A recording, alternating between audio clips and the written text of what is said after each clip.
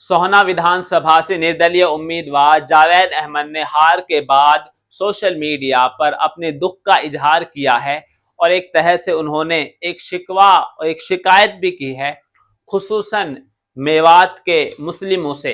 उन्होंने लिखा है फेसबुक पर, कुछ हार गई तकदीरें, कुछ टूट गए सपने, मुझे अपनों ने किया बर्बाद, क्या कहते गैरों से। यकीनन उन्होंने अपने दिल की तर्जुमानी की है। जिस तरह से उनको हार का सामना करना पड़ा है वो बेहद दुखद है, क्योंकि वो लगातार पिछले कई बार जो चुनाव है वो कुछ इसी तरीके से हारे हैं। इस बार लग रहा था कि जावेद अहमद जीत जाएंगे, क्योंकि सोहना विधानसभा में जो सबसे ज्यादा जो संख्या है वोटों की, वो मुस्लिम समाज के वोटों की है, 91,000 के करीब। लेकिन फिर वही हुआ जिसका डर था कि जो मुस्लिम वोट है वो डिवाइड हो जाएगा और वो बट जाएगा, और ऐसा ही हुआ। इस चीज की आशंका पहले भी जताई जा रही थी कि जो मुस्लिम है कुछ का रुझान कांग्रेस की तरफ था, क्योंकि उनको लग रहा था कि भाजपा का जो मुकाबला है वो कांग्रेस से है, इसलिए उन्होंने रोहताश खटाना को अपना वोट दिया और कांग्रेस के पक्ष में माहौल बनाने के लिए उनकी पूरी पार्टी थी। इमरान प्रतापगढ़ी यहाँ पर आए, सचिन पायलट आए, इसके अलावा पूरी पार्टी थी।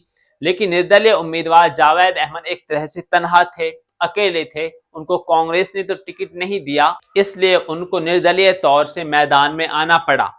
तो मुस्लिम समाज ने उनको वोट तो किया और उनको जीत के करीब भी पहुंचा दिया, लेकिन वो जीत नहीं पाए। अगर आप जो नतीजा आया है देखेंगे तो रोहताश खटाना और जावेद अहमद दोनों को तकरीबन 1 लाख के करीब वोट मिला है और बीजेपी के तेजपाल तंवर को तकरीबन 60,000 के करीब वोट मिला है। तो अगर इनमें से यानी जो कांग्रेस है वो जावेद अहमद को टिकट देती तो आसानी से वो इस सीट जीत सकते थे। इसके अलावा यहाँ पर कल्याण सिंह है और दूसरे कुछ कैंडिडेट हैं छोटी छोटी पार्टियों के, उनको भी कुछ वोट मिले हैं। लेकिन साफ तौर से जो मुकाबला था वो त्रिकोणीय था, तेजपाल तंवर, रोहताश खटाना और जावेद अहमद के बीच। लेकिन जावेद अहमद और रोहताश खटाना के जो वोटर्स और जो मतदाता थे उनका माइंडसेट एक तरह का था, और बीजेपी के जो वोटर है उनका माइंडसेट एक खास तरह का होता है, वो बीजेपी को ही वोट करते हैं। तो जो सेकुलर वोट था वो बट गया, डिवाइड हो गया, जिसके कारण भाजपा ने ये सीट जीत ली।